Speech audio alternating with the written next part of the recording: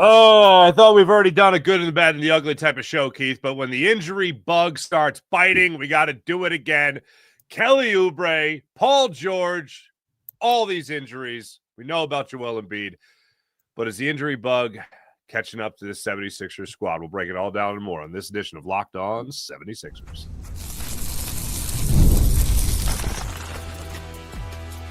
You are Locked On 76ers, your daily Philadelphia 76ers podcast, part of the Locked On Podcast Network, your team every day.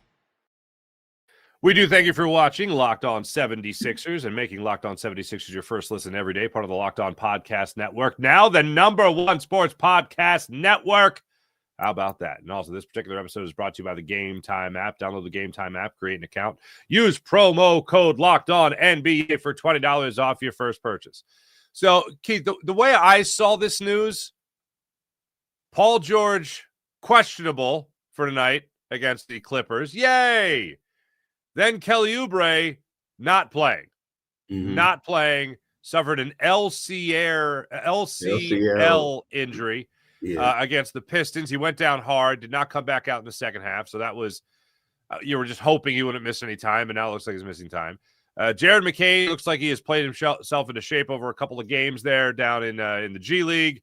Adem Bona's on the list. All this going on. Let's start it off with Paul George. What's the latest on him as far as tonight goes? Last I saw, he's listed as questionable going up against the Clippers tonight for their 7 o'clock tip-off. It's crazy. Like, okay, so I'm just going to tell you this. We go into practice yesterday, and you see Paul George with the blue jersey on. And the blue jersey typically denotes you're a starter or you're a six-man, a guy who basically gets a lot of reps with the, with the starting lineup. Now, before you would go in there, and Paul George had on the gray jersey, which was the second unit or the scout players, right? So you look at it and say, Paul George is on his way back. Right, he's on his way back, and then he does everybody leaves. He does a workout. He's doing one-on-one drills, and then he's going like basically the length of the court, dribbling the ball, doing layups, transition stuff, and then afterwards he has his own trainer. There was one of the assistants, or it was actually two trainers, and then it was the doctor, the team doctor, and they all sat down and they talked. And then, people nod their head and they walk off. So it's like you go and you say, hey, well, Paul is questionable. Okay, so, all right, well, we just saw Paul. He looks great. What's going to be the determining factor? And they're like, oh, well, he got to go through the doctor. The doctor has to clear him. Does he have a doctor's appointment? No. The doctor just does the thing. Okay. All right, well, okay. So to me, I'm under the assumption that Paul George is going to play tonight. He's listed as questionable just in case, because he had the blue jersey on. Maybe he may be listed as questionable in case, like, he has a setback and that's what I said. Is one of those things, you wake up the next morning and you see how everything feels. Or maybe the doctor will say, hey, go through a couple tests, like with your leg, like bend it. Let's see if you can do it. How does it feel? Everything that. But the fact that he had on the blue jersey and then before he didn't have it, it gives me the impression he's going to play, especially on a night where Kelly Oubre isn't going to be out there, right? Mm-hmm. So, absolutely. You know what I mean? So to me, I'm under the impression Paul played. Now, Paul doesn't play, but I'm under the impression he is going to play. You have to believe that he's probably going to play on Wednesday night against Toronto Raptors, right? Yeah. You have to believe that. But I believe that Paul's coming back, man. I do. Okay. Yeah. Before I put a smile on my face about that, all right, just to see how it is. And also, hey, maybe this is perfect timing, as you mentioned, with Kelly Oubre coming out or missing a little bit of time. Hopefully not too much. We'll get to that in a second. Paul George coming back at that exact time. Perfect timing for that. But let's go back to the no one knowing about the appointment or whatever. With the Sixers, is it always everyone's first day on the job when they're asked about injuries or they're trying to deal with injuries? Because this is just the classic. This is so Sixers of the Sixers to do, where they weren't sure which way was up with Paul George. Are you finding that to be a somewhat regular experience? You know what I found? I feel like, yeah, it's crazy. They definitely know. I mean, the fact that he was out there with the blue jersey on, the fact that he was sitting there talking to people, the fact that the PR guy was on his phone the whole time, basically, the fact that it took Nick Nurse forever to come out and talk to us, you know, I felt like they were getting intel possibly on him, maybe on Kelly Oubre too, right? But maybe more so Kelly. But believe me, the fact that he was out there with the blue jersey on and he hadn't been in the past leads you to believe that he's going to play tonight. They know. Now, the difference is, I feel like in the past, what used to happen is they used to have PR nightmares because they would be transparent and say, hey, such and such is probably going to play tonight. He's going to play tonight. And then all of a sudden, next thing you know, you look at it and then they're out or they're questionable. And the next question would be, was there a setback? What happened? This and that. So that leads to more questions. I felt like what they do now is they always say questionable just in case there is a setback. And you understand what I'm saying? So absolutely. They're being like, but then it comes across kind of shady, or it makes the coach look like he's lying because you're saying, oh, it's the doctors. He has to get his quad strengthened. He has to do this. And as I told you last week, yeah, I 100% believe that. But the dude was going 100 miles an hour on the court. He had the blue jersey on. And then you're saying he has to meet with a doctor, or the doctor has to get clearance. Well, does he have a doctor's appointment? Not that you know of. Okay. You know what I mean? So I feel like, yes, he is going to play, but I do feel like that they are trying to protect it to whereas there's no setback. Right. Yeah. And I get that. And I rather that for the fans instead of, hey, we bought tickets because they said that Paul George is going to play or something like that. I'd rather them be like, yeah, not sure. But when you ask, is there a doctor's appointment? They're like, what? Who's a doctor? What's that? Like, they don't have any idea what it is. So, look, bottom line is I'm happy to hear that you expect him to play tonight. Hopefully that is the case for the Sixers. Now, let's just say that is the case with the Sixers. Are we talking about a minute restriction? How do you think they handle Paul George's return? Yeah, I mean, I believe he'll probably be on a minute restriction he's been practicing for about a month, right? So you would think it probably wouldn't be as bad, but I'm assuming it would be a minute restriction. I mean, because of we're talking about a knee injury and this and that, and they probably don't want to overuse it, you know what I mean? But it could be. I think it's going to be something that they're really going to monitor. Let me ask you, because they had the arthroscopic surgery. He had the arthroscopic surgery in the offseason for the knee. Out in July, in July. So we find out he's probably not going to be ready by the opener. We get the videos of him at least working out, but really not getting any run in with the Sixers and all that. At any point from July to now, do you think there was any sort of setback that it kind of delayed things? Because the Paul George news kind of got stagnant for about a month and a half. Yes and no. I mean, it could have been, but it also could have been one of those things where I think that, let's face it, you're playing these teams. Because here's the thing. There were some people who were saying that they didn't expect Paul George to come back until November, right? Some people said that. They thought that Paul wasn't going to come back till November. They all think it. And then I know, in my paper, we talked to people who told us that, Joel will come back before Paul, which was true, right? But I just think that the team just didn't want to put it out there that he probably wasn't coming back to November. Also, I think that Paul, at this particular stage, let's be honest, last year, Paul George, he had the knee hyperextension. He wanted to hurry up and come back to help the team out. And then what happened is he hyperextended his knee before. Then there was other times where Paul had to get shot up. He had to get take shots, pain medicine before he would play in certain games. Now, we found out because he looked bad in those games and people were destroying him. And then we later found out that, he had to go through great lengths to play. So I think it's one of those things now is like, look, I'm going to come back. but I'm going to come back when I'm healthy, when everything feels right. I want to talk to the doctors, let them clear me, do all this other stuff, because let's face it, I want to play at a high level. I don't want to play like I did last year.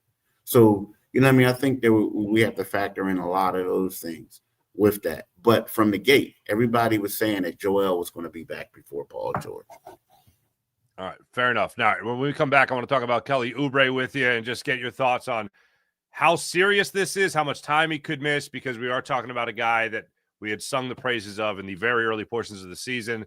Unfortunate news to find out that he's going to miss at least tonight against the Clippers. We'll talk about that and more when we return. This is Locked On 76ers on the Locked On 76ers YouTube channel. Like and subscribe. Back after this. And right now I'm going to tell you about the incredible people at Robinhood and how you guys need to take advantage of all Robinhood has to offer right now. Your ambition just met its match with Robinhood. You play for the win, not just on game day, every day, locking in on every opening, beating your personal record, beating it again, channel the drive into your money. That's right. Channel that drive into your money. Robinhood puts you in control of your money. Trade stocks and ETFs, options, futures, and crypto all on one platform. You can now build and execute your own trades from a desktop with Robinhood Legends Advanced Tools, or take advantage of new Robinhood strategies with a tailored portfolio managed by a team of experts. You expect more from yourself, so expect more from your money. Get started today at Robinhood.com/yourmoney. Again, that's Robinhood.com/yourmoney. Your money, your move. Robinhood. And right now, I'm going to tell you about the Game Time app. Download the Game Time app, create an account, use promo code LOCKEDONNBA, and get $20 off your first purchase. Basketball season very much upon us. Nothing beats being in the arena for those opening games. And let's be real, getting tickets can be total headache. So how about this? Take advantage of the Game Time app. Game Time app gives fans the advantage. It's your ultimate life hack for scoring amazing tickets fast, easy, and stress-free. Love going to games using the Game Time app because it's so simple. And also their zone deals are a real game changer. Let's say you and your friends, or maybe your kids and a group of friends want to go to a game. They got zone deals. You pick the section, Game Time picks your seats, and you save big. You can now even get NBA tickets for under $25. So take the guesswork out of buying tickets with the Game Time app. Download the Game Time app, create an account, use promo code LOCKEDONNBA for $20 off your first purchase. Again, that's LOCKEDONNBA for $20 off your first purchase on the Game Time app. Swipe, tap, ticket, go with the Game Time app. Thank you once again for listening to Locked On 76ers, Locked On Sports Network, the #1 sports podcast network out there. Keith, when it comes to Kelly Oubre, just how serious are you hearing this injury is? And is there any sort of timeline that you can get right now on Oubre coming back to the lineup? You know what? Here's the thing. Right now, it didn't sound too promising. Now, and the reason why I'm saying that is because what they said is, basically when you have the LCL thing, it's typically a sprain, and you call it a sprain, or you can have a tear. But here's the thing with a tear is it's like sometimes it just takes longer. Now, when you have a sprain, Joel Embiid had an LCL sprain, but typically a grade 1. So they just said injury, but what they're trying to do is they're trying to evaluate to see what exactly he has. So to me, I'm pretty sure when they got the imaging, somebody said, hey, look, this is what it says he has, but we'll probably go out and get a second opinion, right? Now, so sprains typically have three different grades, right? So a grade 1 sprain, which is a mild sprain, your recovery time is 1 to 4 weeks, right? So 1 to 4 weeks. A grade 2 sprain has a recovery time of 4 to 8 weeks, right? You don't really want that, right? I mean, while a grade 3 sprain is 8 to 12 weeks or more. And in some cases, surgery may be necessary for that one, because what that is basically a tear a lot of times, right? He tore his ligament. So to me, it's like they're trying to see what it is. Now they're saying an injury, but you assume it's probably a sprain, right? Where it's so my thing is, when you have to go and you get these second opinions and stuff like that, you're asking yourself, well, is it a 2? Is it a 3? Which one is it? Now, the good side was that Kelly did say to me after the game that he's going to be okay. He's all right. He feels all right. So that's a blessing. Another good sign is that he got up from the floor and when he fell, and he was only, it was late in the second quarter, but he played throughout the quarter. Right now, I guess you get in the locker room and everything and things, you look out and it's probably not wise for you to continue playing, or, maybe you stop playing and then the pain comes and all that other stuff.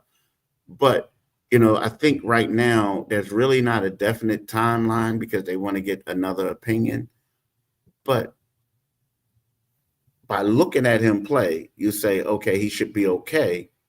But at the same time, the fact that they're getting another opinion, it makes you think that he could be out for a minute. He could be out for a minute. Yeah, I'm always worried when players are talking about their injuries almost immediately after they happen, because you never know what could happen. You don't know if there's going to be swelling and all that. And I'm glad he said he felt fine. It does make me feel a little bit better. Certainly beats the alternative of I feel terrible, I'm going to be out a long time.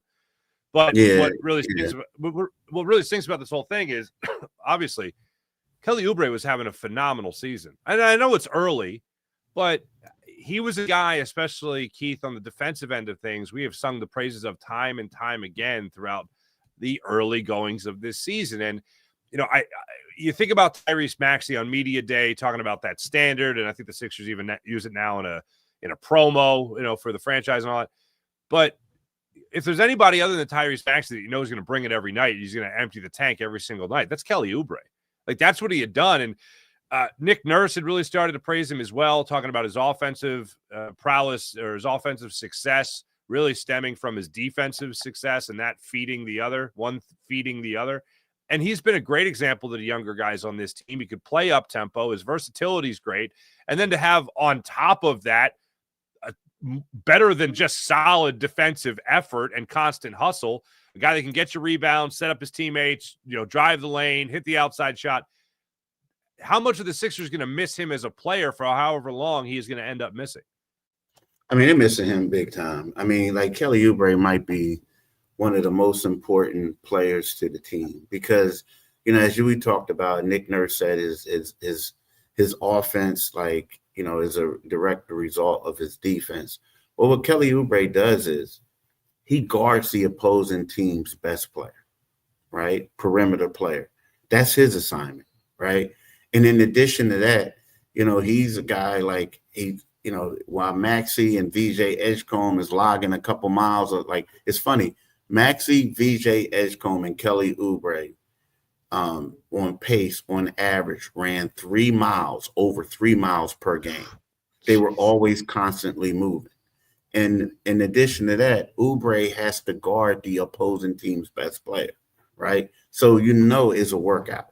And then not only that, we were talking about, coming up with clutch baskets. Like, he had the game winner against the Boston Celtics. I mean, how many times has, he grabbed a key offensive rebound and hit a nice three, had a nice dunk in transition, right? So you're going to lose a lot. And you look at it and you say on this team, there's only one other guy who can do the things that Kelly does, and that's Paul George, right? They both can play off the ball. They both can be a lockdown defender. But again, and I don't even want to call Kelly a lockdown, but he's a pretty good defender, and I don't know what Paul can do. But at the same time, we don't even know. This is going to be Paul's first game back. Is it going to be Paul George from 2 years ago, or is it going to be the guy we saw last season? So, and then it's going to take him time to get back in the groove. So when we look at that, Kelly Oubre is going to be hard to replace because you don't have anybody right now on the team who can do it on both ends of the floor the way he's been doing it for the Sixers. Yeah. Okay. So you mentioned Paul George. With Paul George, I look, he's up there in age, as we know. He's only going to be going through this minute restriction for however long, and then you just hope he can stay healthy and however they're going to manage him. So I would love to say that he's a viable option, but I can't trust him to stay healthy. Trenton Watford, would he be another guy to try to play the 3-4 spot for you in the stead of Kelly Oubre, and also while you're trying to work Paul George back into game shape? Who is the guy that gets the minutes with Oubre? No, so here, there's two guys that I look at who probably will be solid options. Barlow is one, and Justin Edwards, right? When we look at that, Trendon Watford, he has a different type of skill set. You know what I mean? So I don't see now he can, he's going to get the minutes. But when you look at Barlow is what, 6'9". He plays power forward for the Sixers, but he came up as a three, a small forward. You look at Justin Edwards, it's the same thing. He's a small forward. Now he's believe it or not, he's 6'7", so he's shorter than the other two. Kelly's like 6'8", Barlow's 6'9". But Barlow is going to have to, I envision a starting lineup tonight of being Drummond at the center, Paul George and Barlow at the forwards, and then VJ Edgecombe and Maxey as the guards. So you look at that and you say, okay, we're not going to say who's the power forward, who's the small forward, but they're both going to be interchangeable. So I look at Barlow as being a guy who kind of replaces him. But then we look at Justin Edwards, who's been playing well as of late, as a guy who will come in and get, some of those, backup minutes for that, But yeah, to me, their skill sets, their athleticism, they're like the only two dudes that I see who can replace him. But I don't know if they can do all the things that he can do, talking about Justin Edwards. I don't know if he can. No, I would agree with you that, especially, again, on the defensive end of things. All right, when we return, we'll talk about Jared McCain, what to expect from him since he's been recalled from the G League.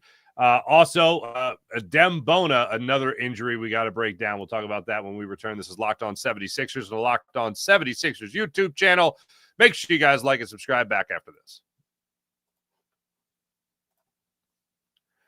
How about FanDuel? NBA season very much back, very much underway, very much exciting, and there's no better place to get in on the action than with FanDuel, the official sports betting partner of the NBA. If you missed the start of a game maybe and you want to ride a hot hand, FanDuel has live bets on everything from who will score next to a fourth quarter comeback. Plus, you can even combine your live bets into a same-game parlay for a shot at an even bigger payout. It keeps every game exciting, especially when your team's making that late push. And right now, FanDuel is giving new customers $300 in bonus bets to use across the app when your first $5 bet wins. $300 in bonus bets when your first $5 bet wins. So head to FanDuel.com to sign up and play your game with FanDuel, the official sports betting partner of the NBA. Go to FanDuel.com to download the FanDuel app. That's FanDuel.com. Let's put a bow on the injury part of this. Adem Bona. Obviously started a lot of minutes to Andre Drummond, who has really taken off the early goings of this season, which is great to see for him. Bona has an ankle injury. Is that what it is for Bona? How serious is this? Yeah, he sprained his ankle, so he's going to miss the next two games definitely.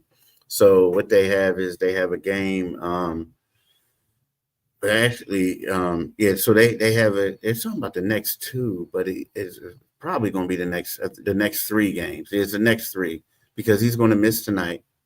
Then he's going to miss Wednesday. He's going to miss Thursday.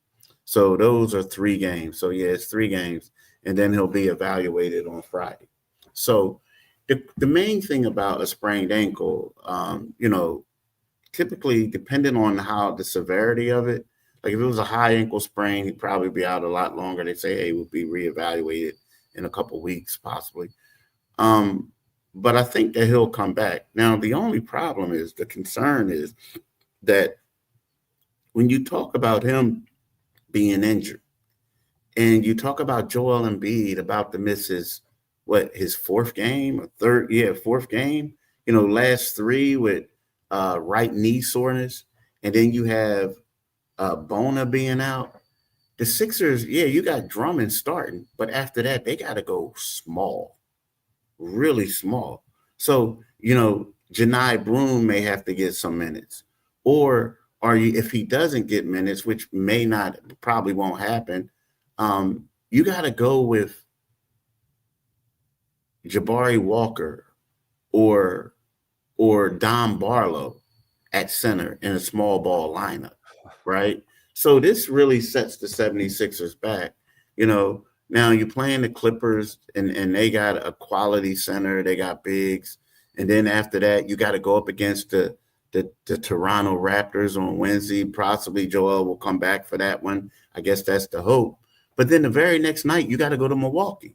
And even if Joel comes back, we know that Joel's not playing in back-to-backs. Yeah. So, you're going to – it's one of these things where, right now, all three of these teams have 7-foot centers, right? So it's kind of like now you got Drummond and then you got small ball crew.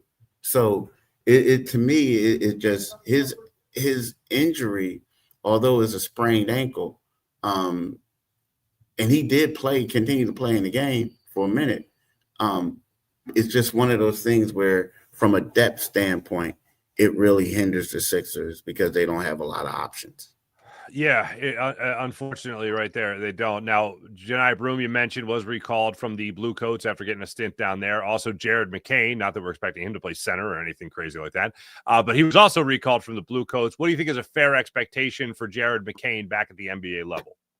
You know what? I mean, I think he may get some burn. He may get some. I think, I went down there to see him play on Delaware on Saturday. It's funny. Plane lands, go home, write a story. Then let me go down there and see my man play. I think for him, it's just a matter of just getting his confidence back. But right now, who knows? They may need him. They're probably going to need him to do certain things, right? So they're going to need a scorer. Oubre was the third leading scorer. Yeah, they're going to need somebody that's going to be able to get buckets and do stuff. Now, you think that Paul George will be able to take up some of the slack, right? You do. You would think that PG is ahead of him in the pecking order. But at the same time, you're going to need somebody that's going to help out and do stuff. And not only that, Maxey and VJ, luckily for them, they did get some rest. They got some rest before the Detroit game. They got some rest in between before this game. But, after tomorrow, they'll have an off day tomorrow, and then they got another back-to-back. So it's kind of like you do want to give them a little bit of a break. Now, I do think that here's something else, though, with Kelly. We're talking about Kelly. I'll go back. I'm going to add another name. Okay. Quentin Grimes. I think Quentin Grimes is going to have to play, too, right? Some of that. Yes. But at the same time, Quentin is logging a lot of minutes as well. So that's where it's going to be more important for McCain to be able to step in and do certain things, because Quentin, you know what?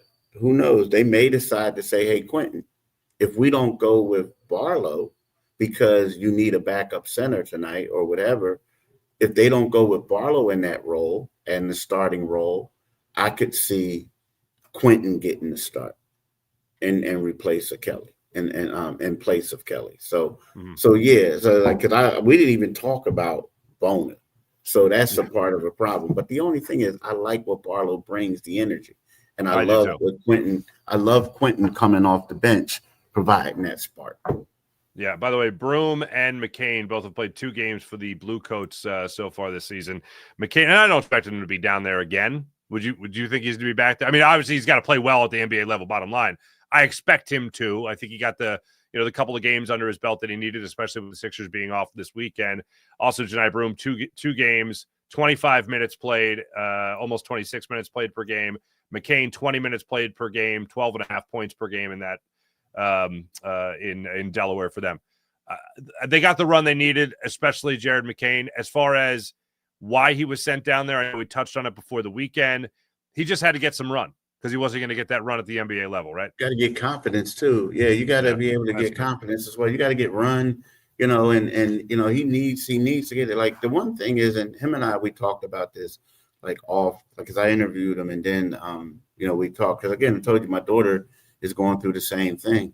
And the one thing that a lot of people don't realize, and he's been, but I wish he didn't do this, but he went on social media and saw what people are saying about him, and he addressed it a little bit, you know, a little bit. But the one thing that he knows and people don't know, yeah, you know, you can come back now, but typically it takes you 5 months after you return to regain to where you were before, right? So although we see him out there and we expect overnight for him to just go back to being the Jared McCain who was the Rookie of the Year front runner, it's going to take him a while. He got to get his conditioning up. He has to do a lot of things, you know, mentally. There's a lot of things that he has to overcome.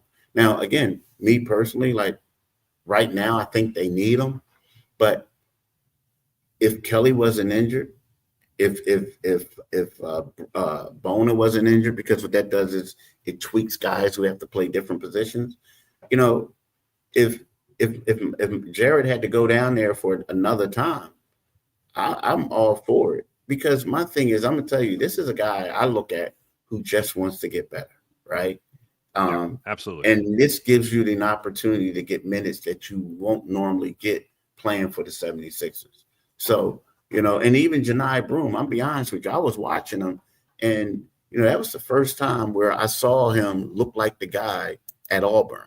I saw how he was like in the high post. I saw like the comfort and everything. So to me, it's like going down there for these stints were great for both of them, because it gives you an opportunity to see them, what they can do in extended minutes in their element, for them to get confidence and stuff like that. Their role is going to change a little bit when they get with the Sixers, especially Broom.